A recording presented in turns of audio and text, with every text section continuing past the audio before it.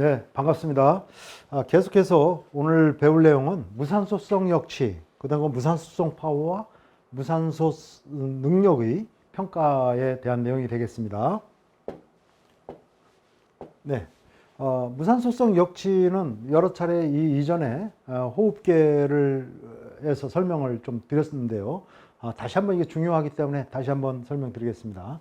AT, 즉 에어로빅 스트레스홀드가 나타난 이유는 점진적으로 운동 강도를 높여 나가는 그 과정에서 점차 운동 강도를 높아지는 이 과정에서 무산소성 영역에서 에너지를 공급하는 그 과정의 비율이 높아지게 되는 거죠. 즉 무산소성 해당 과정에 의한 에너지 공급이 증대됨에 따라서 글루코스가 이제 초성 포도산을 거쳐서, 즉 피루부산을 거쳐서 젖산을 생성하게 되는 이런 과정에 의해서 ATP를 만들어내는 이 시스템에 점점 많이 의존하게 되는 것이죠. 그래서 그 결과 이제 젖산 생성률이 증가하게 되는 것이고요. 그 다음에 또 한 가지 얘기를 드리면은 운동 강도가 낮을 때는 서근 운동 단위만, 즉 직근 운동 단위만 참여해서 운동을 수행을 하게 되죠. 이렇게 되면 젖산이 생성되지 않죠.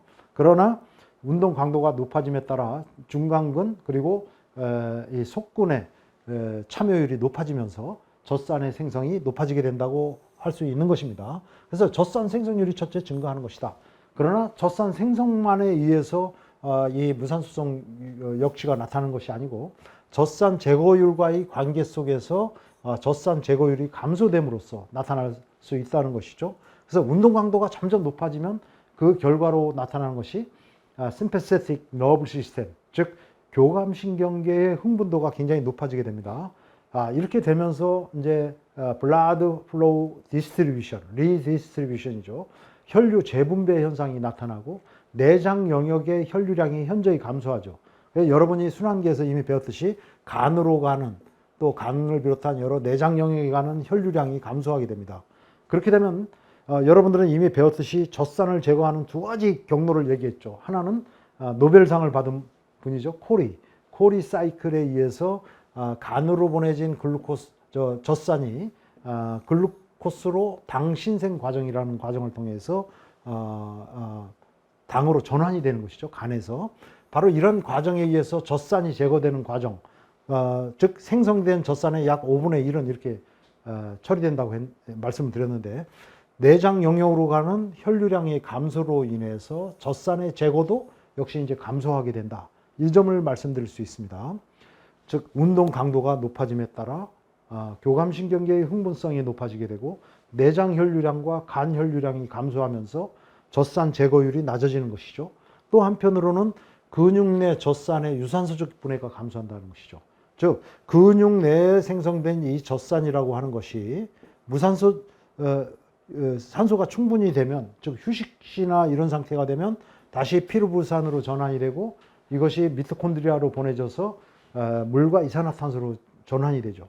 그런데 운동을 계속 하는 와중에도 이런 유산소적 분해로 인한 그 젖산의 제거가 계속해서 이루어지기는 하지만 점차 더 높아지면 높아질수록 젖산이 다시 재차 피루부산으로 재전환이 되고 또 미토콘드리아에서 물과 이산화탄소로 전환되는 유산소적 분해 과정은 점차 감소하게 되기 때문에 젖산 제거율이 감소되는 것이다.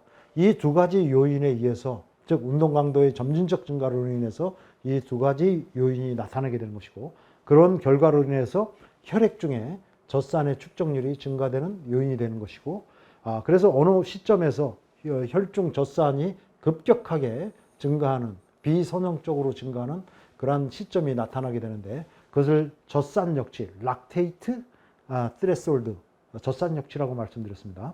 이런 젖산 역치에 뒤이어서 말씀드렸듯이 우리 호흡계의 어떤 자극에 의해서 환기량이 증가하는 현상이 나타나게 되고, 이것을 합해서 어네로빅 스트레스홀드다 이렇게 얘기하는 것이죠.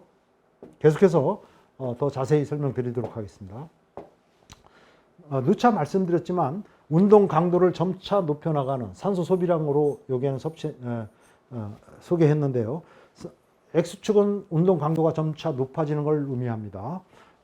Y축은 분당 환기량을, 즉 우리가 내쉬는 공기양 1분 동안에 그 공기양이 계속해서 증가하는 것을 볼 수가 있습니다. 아주 낮은 상태, 5 내지 6리터 상태에서 분당 환기량이 점차 증가해서 직선적으로 증가하다가 어느 시점에 급격하게 증가하는 양상이 나타나는데, 이것을 갖다가 환기 역시다 이렇게 얘기했죠. 즉 운동 강도가 증가함에 따라 산소 소비량은 직선적으로 증가하는 데 반해서 어느 시점에서 환기량이 급격하게 증가하는 그런 시점, 그 시점의 운동 강도, 이것을 무산소성 역시다 이렇게 얘기하는 것입니다. 그런데 이런 현상이 나타나는 이유는 먼저 젖산과 관련이 있다고 했습니다. 점차 운동 강도가 높여짐에 따라서 아까 얘기한 대로 혈중 젖산 농도가 급격하게 증가하는 시점이 나타납니다. 그것을 갖다가 젖산 역치라고 그랬습니다. 이 젖산 역치에 거의 동시적으로 또는 젖산 역치와 바로 뒤이어서 환기 역치가 나타나게 된다, 이런 말씀입니다. 그 이유는 여태까지 누차 말씀드렸지만 이 시점부터 젖산이 급격하게 축적되면서 젖산을 버퍼링하는, 완충시키는 과정에서 혈액 중에 이런 완충 과정이 일어나는 것이죠. 그래서 완충하는 과정에서 추가적인 이산화탄소의 생성이 급격하게 증가하게 되는 것이고, 추가적인 이산화탄소의 급격한 생성은 우리의 호흡 중추, 연수에 있죠. 숨 내에 있는 호흡 중추를 자극을 해서 환기량을 급격하게 증가시키게 되는 것이죠. 환기량을 급격하게 증가시킴으로써 젖산 축적이 증가와 거의 동시적으로 또는 바로 뒤이어서 이런 환기 역치가 나타나는 것이다, 이렇게 말씀드릴 수 있습니다. 학자에 따라서는 환기 역치 이후에 이제 호흡 보상점이라고 하는 다 재차 환기량이 증가하는 현상이 나타나는 것을 또 이야기하는 그런 학자들도 있는데, 이것은 나타날 수도 있고 사실은 잘 안 나타날 수도 있다, 이렇게 볼 수 있습니다. 네, 방금 여태까지 설명한 내용이 계속해서 젖산의 추가적인 젖산의 완충 과정을 여기 설명한 것이고요. 그래서 혈액 중에 나온 젖산을 중탄산염이 이제 완충시키는 거죠. 그래서 같이 반응을 해서 떨어져 나온 수소는 중탄산과 결합을 해서 탄산을 형성을 하고, 수소를 내보낸 그 나머지 부분은 나트륨과 결합을 해서 젖산 나트륨을 형성을 하는 것이죠. 그 다음에 이제 이 탄산이라고 하는 것은 우리 폐로 가서 탄산 탈수 요소의 작용에 의해서 물과 이산화탄소로 이렇게 분리되고, 결국 이 이산화탄소는 에너지 대사 과정에서 직접적으로 발생한 것이 아니라 젖산을 완충하는 과정에서 추가적으로 발생했고, 이로 인해서 급격하게 이 환기량이 증가하는 그런 양상이 나타나게 된다고 하는 것입니다. 그래서 무산소성 역치라는 용어 자체도 사실은 이것에 대해서 문제가 있다, 이런 용어가 정확한 것이냐, 이렇게 문제를 제기하는 학자들도 있습니다만, 이미 오랫동안 사용해 왔기 때문에 이 용어는 자체는 뭐 그대로 사용되고 있는 것 같습니다. 왜냐하면 무산소성 역치라는 말 자체가 에너지 대사 과정에서 무산소성 대사가 시작된다고 생각해서 붙여진 것이죠. 그러나 아까 말씀드렸듯이 혈액 중에 젖산의 축적이라고 하는 것이, 그 양상이 젖산의 생성에만 영향을 받는 것이 아니라 젖산 제거율에 의해서도 영향을 받는 것이죠. 그래서 반드시 무산소성 대사가 그 시점에서 딱 시작된다는 그 오해를 불러일으킬 수 있기 때문에 이 용어가 그렇게 적당한 용어가 아니다, 이렇게 문제를 제기하는 학자들도 있습니다. 또한 여러 가지 그 밖에 알려지지 않은 요인에 의해서 이러한 환기량의 급격한 증가 양상이 나타난다라는 점을 말씀드릴 수 있습니다. 그래서 대안으로서 젖산 역치는 그대로 쓰지만은 환기가 급격하게 증가하는 시점이다. 그래서 ventilation breaking point라는 용어를 쓰기도 합니다. 그래서 제가 이 용어를 환기 급증 시점이라는 용어를 직접 사용해서 이것을 번역했습니다만은, 바로 이런 환기 급증 시점이라고 하는 것이 오히려 더 타당한 용어다라는 점도 제기되고 있는 상황입니다. 또 한 가지 중요한 지표로서 혈중 젖산 축적계 시점이라는 게 있습니다. 그것은 onset of blood accumulation이라는 뜻이죠. 그래서 onset, 그 다음에 blood, 그 다음에 lactate. 여기 저 오자가 나왔는데요. lactate, 젖산염이 빠졌습니다. 젖산 accumulation, 축적점. 그래서 이것을 OBLA라고 하고, 이것을 4mm몰의 혈중 젖산이 축적된 그 시점을 OBLA로 그렇게 정하고 있습니다. 그 이유는 대부분 이 젖산 축적 개시점이라는 것은 보통 신체적으로 단련된 그런 엘리트 선수들을 평가하는 그런 용도로서 이 지표를 많이 사용한다. 왜냐하면 그냥 젖산 축적 개시점이 아니고, 즉 4mm몰이 아니고 젖산 역치를 갖고 평가를 해보니까 안정 상태에서 그대로 운동 강도가 증가함에 따라 큰 증가가 없다가 갑자기 증가하는 시점을 젖산 역치라고 얘기를 하는데, 이런 시점이 신체적으로 아주 단련된 사람의 경우에는 아주 낮은 젖산 농도에서는 별로 나타나지 않는다는 하는 것입니다. 그러다 보니까 이런 시점을 보다 정확하게 일정하게 결정하기 위해서 이 젖산 축적 개시점이라는 정해진 그 시점을 갖다가 약속한 것이죠. 그래서 이런 용어를 갖다가 사용하게 되는 것이고요. 호흡 보상점이라고 하는 거, ventilation compensation point라고 하는 것은 나타날 수도 있고 안 나타날 수도 있다, 불명확하다라는 점도 또 말씀드릴 수 있습니다. 그런데 이런 젖산 축적 개시점과 비슷한 시점에 주로 나타난다, 이렇게 알려져 있습니다. 자, 그러면 말씀드렸듯이 무산소성 역치, 환기 역치가 A라는 사람과 B라는 사람이 비교되고 있는데요. 바로 이 사람은 환기 역치가 최대 산소 섭취량의 70% 수준에서 나타난다.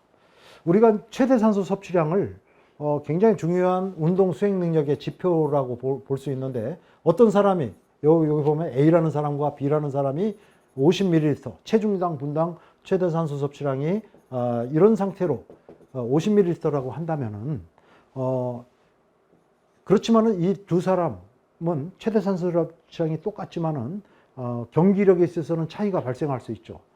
즉 10km 달리기를 갖다가 달리기를 하는데 어떤 사람은 그 똑같은 속도로 달리다가 스포트를 해서 더 빨리 나갈 수가 있죠. 즉 A라는 사람보다 B라는 사람이 더 높은 스피드를 유지하면서 10km를 달릴 수 있다는 것이죠. 어떤 시점에 가서. 바로 이런 것을 스피드의 지구력이라고 하는데, 이런 것이 결국 경기력을 결정하는 중요한 요인이라고 하는 것이죠. 근데 최대 산소 섭취량을 측정해 봤더니 A나 B나 똑같단 말이죠. 똑같지만은 무산소성 역치가 A는 70% VO2 max에서 나타났다. 이건 산소 소비량으로 치면은 42ml 정도에서 나타났다. 그런데 이 A라는 사람을 보니까 무산소성 역치가 80% VO2 max에서 나타났다 이거죠. 자, 이런 상태로 나타났다고 한다면은 A에 비해서 B라는 사람이 훨씬 더 신체적으로 단련됐다고 볼 수 있습니다. 예를 들어서 똑같은 스피드로 쭉 달리다가 뭐 이 정도 속도로, 같은 속도로 달리다가 예를 들어서 B라는 사람이 이 정도 영역에서 자신의 75% VO2 max 수준의 영역에서 스피드를 올려서 달리기 시작했죠. 자, 이렇게 달렸을 때 A라는 사람이 같이 따라 붙습니다. 따라 붙어서 같은 속도로 쭉 달린다고 했을 때 이 B라는 사람은 아직도 유산소적인 영역에서 무산소성 역치가 즉 젖산이 급격하게 증가하는 시점, 무산소성 역치 이전에서 운동 강도로 운동을 수행을 하고 있는 상황이지만, 이 A라는 사람은 자신의 무산소성 역치보다 더 높은 강도에서 운동을 수행하는 것이죠. 즉, 이 사람의 경우에는 75% VO2 max에서 운동했을 때 젖산의 축적량이 급격하게 증가하는 현상이 나타나고 더 빨리 피로가 찾아온다고 하는 것입니다. 그래서 이 무산소 역치, 환기 역치, 이것이 바로 스피드의 지구력을 좌우하는 굉장히 중요한 하나의 운동 수행 능력을 평가하는 지표다, 이런 점을 말씀드릴 수 있습니다. 다시 한번 말씀드리면 최대 산소 섭취량도 중요하지만 똑같은 조건에서 무산소성 역치 수준이 높은 사람이 바로 스피드의 지구력을 발휘할 수 있고 더 높은 운동 수행 능력을 발휘할 수 있다. 이 점을 말씀드릴 수 있는 것입니다. 다른 말로 또 한 가지 말씀드릴 수 있는 것은 어떤 사람의 훈련 강도를 평가하는데 바로 이 무산소성 역치가 매우 중요한 하나의 그 지표로 사용될 수 있다고 하는 것입니다. A를 훈련 전의 상황으로 여러분이 보시고요. B를 훈련 후에 약 3개월 후에 특정한 훈련 프로그램을 수행을 했을 때 나타나는 무산소성 역치의 변화라고 생각을 해 보십시오. 바로 그랬을 때 3개월 후에 이 사람은 더 신체적으로 단련된 상황이죠. 자, 이 사람의 그 스피드의 지구력을 높이기 위해서는 무산소성 역치 수준의 전후한 운동 강도, 그 운동 스피드와 운동 강도로 운동했을 때 이 사람의 스피드의 지구력을 높일 수 있고 또 경기력을 향상시키게 되는 것이죠. 3개월 후에 이런 형태로 변화했을 때, 즉 무산소성 역치가 변화했을 때 이 사람의 훈련 강도를 어떻게 해야 되죠? 다시 재설정을 해야 되겠죠. 새롭게 만들어진 무산소성 역치에 맞추어서 훈련의 강도를 갖다가 설정하는 그런 것을 생각해 볼 수가 있습니다. 자, 이러한 방법으로 우리가 보통 과학적인 훈련 방법이다라고 했을 때 이러한 무산소성 역치가 그 사람의 훈련 강도를 뭐랄까요? 결정하는 굉장히 중요한 하나의 지표가 된다고 하는 것입니다. 자, 같은 것으로서 말씀드렸듯이 뭐 이게 훈련 전이고 훈련 후인데 OB-LA를 기준으로 했습니다. OB-LA라는 것은 4mm몰의 혈중 젖산 농도를 보이는 것인데 훈련 후에는 뭐 OB-LA가 이렇게 나타나서 그래프가 이렇게 이동을 했단 말이죠. 그렇게 되면은 그게 맞춰서 이 사람의 운동 강도, 요게는 이제 kpm per min이라는 작업량으로 표시되어 있는데 그것이 뭐 어떠한 형태이든 훈련 강도를 갖다가 재차 재설정을 해야만 스피드의 지구력을 높일 수 있고 또 그것을 합리적으로 운동 강도를 설정하는 그러한 그 방법이 된다. 이런 점을 말씀드릴 수 있습니다. 아까 말씀드렸듯이 훈련된 운동선수의 경우에는 젖산 역치라고 하는 거, 안정시보다 1 내지 2mm몰을 우리가 보통 갖고 있는데요.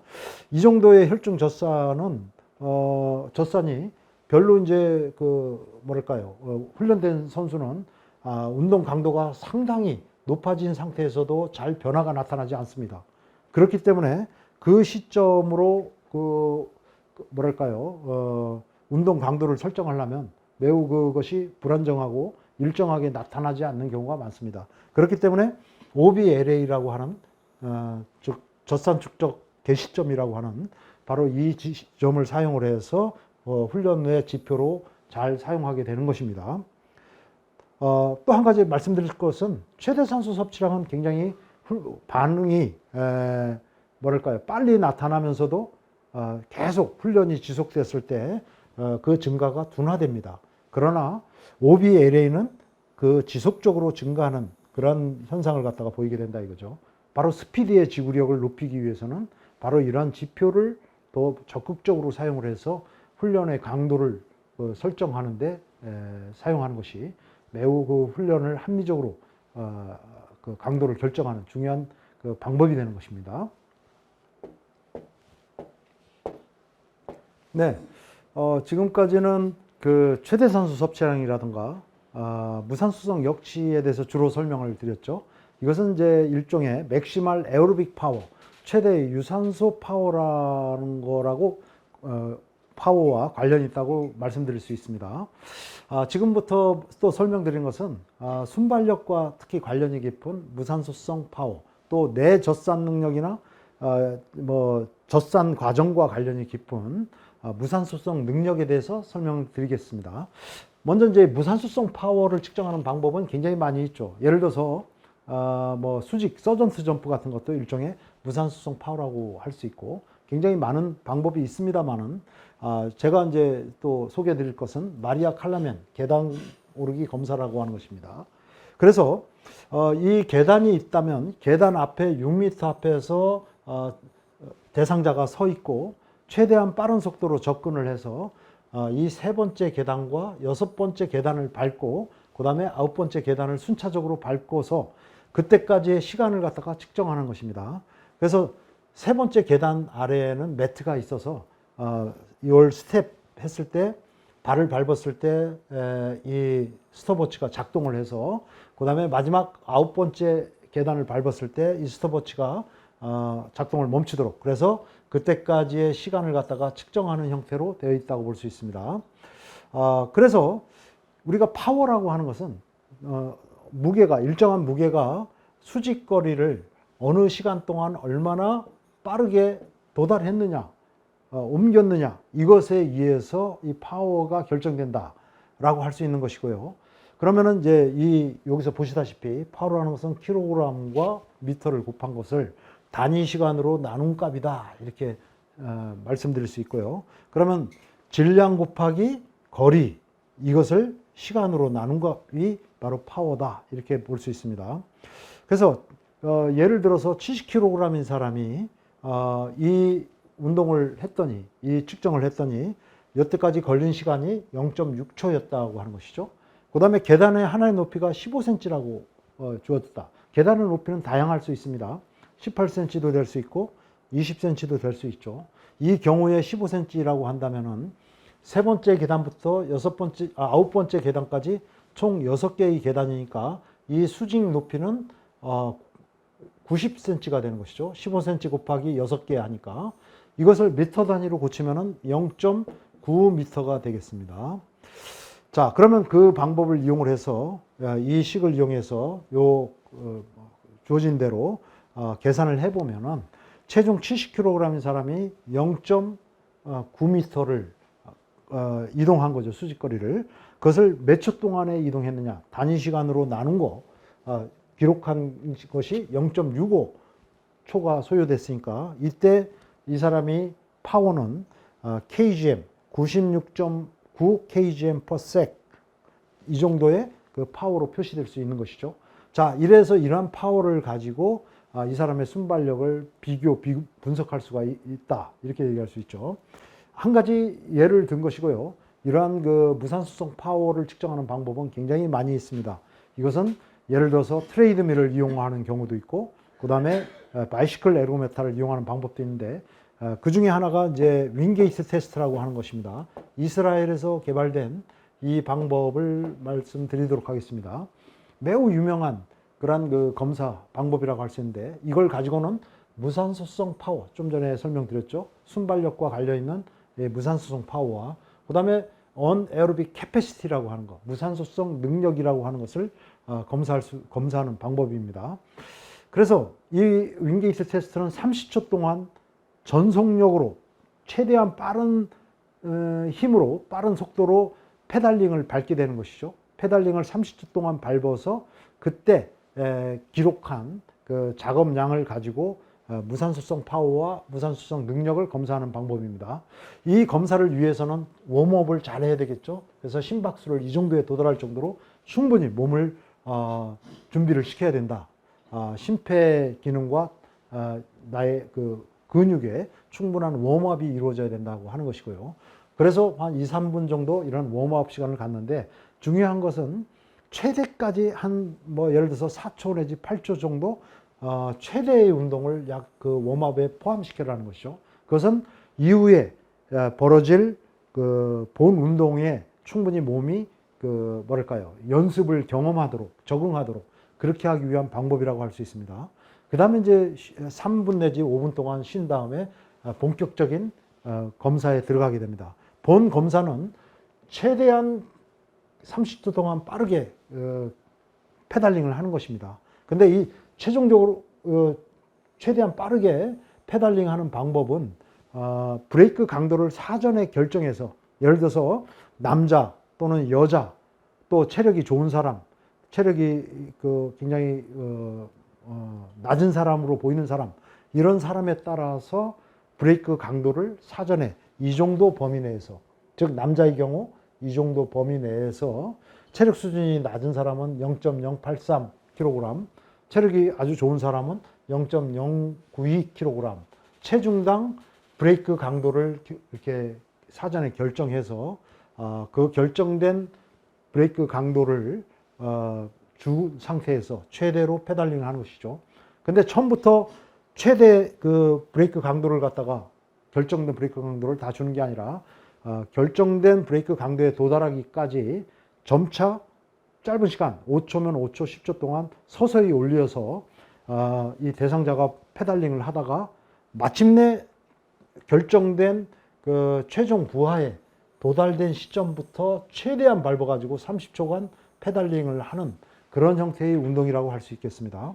운동이 끝난 다음에 당연히 뭐 정리 운동을 해야 되는 것이죠. 물론 이것을 암 에르고메타의 형태로도 운동을 할 수가 있는데 가장 보편적인 것은 이런 자전거 에르고메타로 이런 윙게이트 테스트를 수행한다 이렇게 볼 수 있습니다. 자, 그렇게 해서 결과를 산출을 하는 방법은 30초 동안 최대한 페달링을 해서 그 회전 수를 갖다가 기록을 하게 되는 것이죠. 그래서 30초 동안이다 하면 쫙 30초 동안 기록을 하는데 구간별로 5초, 10초, 15초, 30초, 5초, 10초, 15초, 20초, 25초, 30초.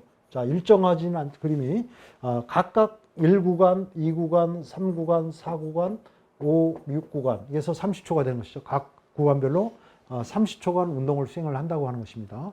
이랬을 때 회전수, 즉 RPM을 측정을 해서 RPM이 예를 들어서 뭐 150, 100 RPM, 즉 분당 몇 번의 페달링을 했냐, 사이클링을 했느냐 이것을 보는 것이죠. 그렇게 해서 각각의 이때의 작업량, 이때의 작업량, 이때의 작업량, 작업량이 나오겠죠. 이것을 와트로 환산한 작업량입니다.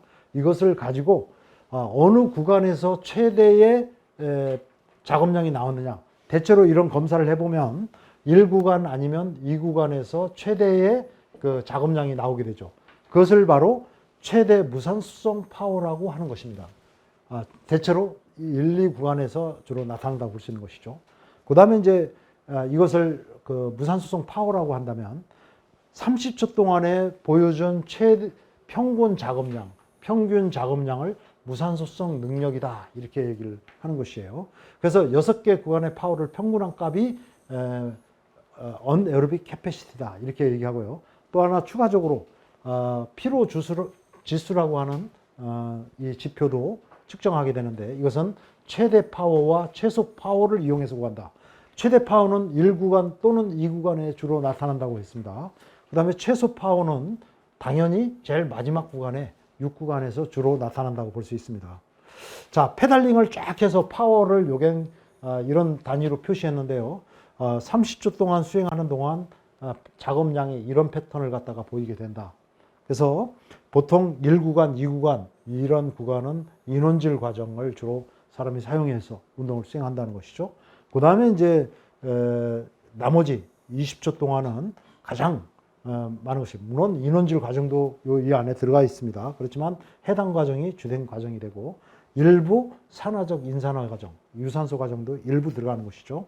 어쨌든 이 과정을 사용해서 나머지 페달링을 수행을 하게 되는 것이다. 즉 작업량이 이런 패턴으로 감소하게 되고 제일 마지막 구간에서 최소 작업량이 나타나고 1구간 또는 2구간에서 보통 최대 작업량이 나타난다. 이렇게 얘기할 수 있습니다. 그래서 이것을 이제 보게 되면은 와트로 보통 표시하게 됐을 때 작업 부하 브레이크 강도를 의미합니다. 그 다음에 회전수를 측정을 하게 되는 것이고, 요게 이런 그 상수를 곱해서 이 사람의 그 최대 작업량을 나타내는 것이죠. 예를 들어서 체중이 50kg인 여성이 윙게이트 검사를 했습니다. 했을 때 부하 강도를 어떻게 결정했느냐? 여성의 경우에는 체중당 0.075를 결정하도록 되어 있기 때문에 체중당 0.0kg로 했으니까 최종 부하는 어떻게 되죠? 50 곱하기 0.075 해서 부하 강도를 결정하는 것입니다. 실제로 이제 이 테스트를 해봤더니 두 번째 구간에서 최대 회전수가 나타났습니다. 즉 120 RPM의 최대 회전수가 나왔고, 그 다음에 제일 마지막 6번째 구간에서 90 RPM으로 나타났습니다. 이랬을 때 무산소성 파워, 최대 무산소성 파워를 어떻게 구하느냐. 그 다음에 피로지수를 구하라고 문제가 나왔을 때 이렇게 구하면 되겠죠. 일단 이 여성을 위해서 결정된 부하는 0.075 체중당 부하죠. 곱하기 체중이 50kg이니까 3.3kg으로 부하를 결정했습니다. 그 다음에 이제 테스트에 들어가서 실제로 테스트를 해보니까 두 번째 구간에서 120rpm을 보인 거죠. 즉 최대 무산소 파워가 이때 나타났다. 그래서 최종 부하에서 3.75kg에서 rpm을 곱하고 상수를 곱하면 결국 5294.26W가 이 사람의 최대 무산소 파워가 되겠습니다. 여섯 번째에 최소 파워가 나타났죠. 즉 여섯 번째에 3.5kg은 이제 미리 결정된 부하 강도고, 그 다음에 90rpm이 되겠습니다. 그리고 상수를 곱한 값 3970.69가 이 사람의 최소 파워가 되겠습니다. 그럼 피로지수도 구할 수 있죠. 말씀드렸듯이 피로지수는 최대 파워에서 최소 파워를 뺀 값을 다시 최소 파워로 나눈 거에 100을 곱하면 되는 것이죠. 그래서 그런 방법을 통해서 계산된 값은 피로지수가 33.3%다라는 결과를 갖다가 얻게 되는 것이죠. 자, 최대 파워에서 최소 파워까지 차이가 크면 클수록 어떤 결과가 나타나느냐? 피로지수가 매우 높게 나타나게 되겠죠.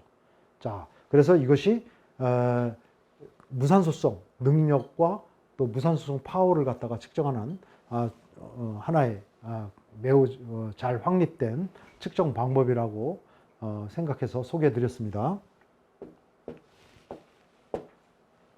네, 이것으로 이번 강의는 마치겠습니다. 감사합니다.